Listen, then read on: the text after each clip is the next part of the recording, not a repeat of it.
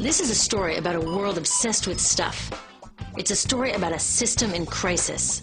We're trashing the planet, we're trashing each other, and we're not even having fun. The good thing is that when we start to understand the system, we start to see lots of places to step in and turn these problems into solutions.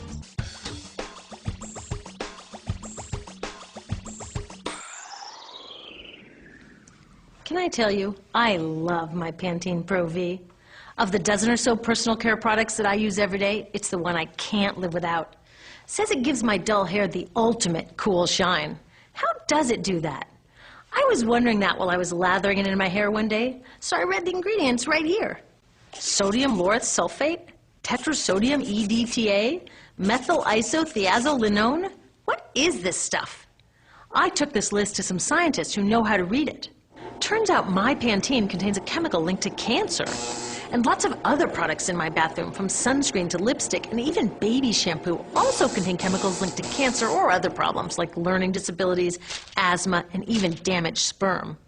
Like most parents, I try to keep my family safe. But now I find out my bathroom is a minefield of toxins? What are we supposed to do? To find out the answers, we have to go back to one of the key features of our materials economy: toxics in, toxics out.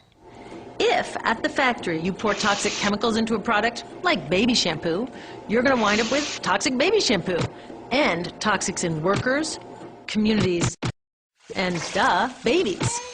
So let's take a closer look at this toxic outrage where it seeps into our lives every day, in the bathroom. The average woman in the U.S. uses about 12 personal care products daily. The average man about 6. Each product containing a dozen or more chemicals. Less than 20% of chemicals in cosmetics have been assessed for safety by the industry's safety panel, so we just don't know what they do to us when we use them. Would you fly on an airline that only inspects 20% of its planes? Of course, not all of these chemicals are dangerous, but we know that many are. Some are carcinogens. That means that they can cause cancer. Others are neurotoxins and reproductive toxins, proven to mess up brain development and reproduction in animals. Wait a minute, we're animals too. It's like a giant experiment. We're using all these mystery chemicals and just waiting to see what happens. One thing we do know is that they're getting inside us. I had my body's toxicity levels tested, and I'm loaded with things like mercury, flame retardants, triclosan, and lead. We all are. Even babies are being born pre-polluted. Now, I know we can't live in a lead-free world, but do we have to put lead in our lipstick? I don't know. Maybe it's my fault. Maybe I just bought the wrong thing. At the store, the choices seem endless. I can get lipstick in 49 shades, or shampoo for hair that's too dry, oily, fine, limp, or frizzy. But what about the choices that really matter? Like the choice to buy products that are safe? It turns out the important decisions don't happen when I choose to take a product off the shelf. They happen when companies and governments decide what products should go on the shelves. So who are these companies? This is Procter & Gamble. They're the ones offering me Herbal Essences, the #2 shampoo in the country. It contains toxic petrochemicals made from oil. Since when is oil an herb? On cosmetics labels, words like herbal, natural, even organic have no legal definition. That means that anybody can put anything in a bottle and call it natural, and they do. I mean, can you imagine a top seller called Petro Essences? Gross. What's even nastier are hair relaxers marketed to 5-year-olds and skin whitening creams. These are super toxic, both in their ingredients and in the message they send about what beauty is. Oh, here's Estee Lauder offering me a chance to help find a cure for breast cancer. That's nice. But wait, they're also using chemicals linked to cancer. Don't you think the best way for Estee Lauder to fight cancer is to stop using those chemicals in the first place? So really, I get to choose between meaningless claims on a bottle. But these guys get the real choice about what goes into those bottles. And that happens back here, at the factories where they're formulated. Why do the makers of these products use all these toxics? Are they trying to poison us?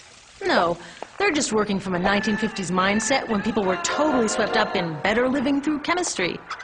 In all that excitement, they forgot to worry about human health impacts. That was years ago, and they're still using these same old toxic chemicals. Today, big cosmetics companies say the doses of poison in their products are small enough to be harmless. Yeah, maybe if you use them once a year. I guess they never get out and see that their products are being used and combined with other products every day.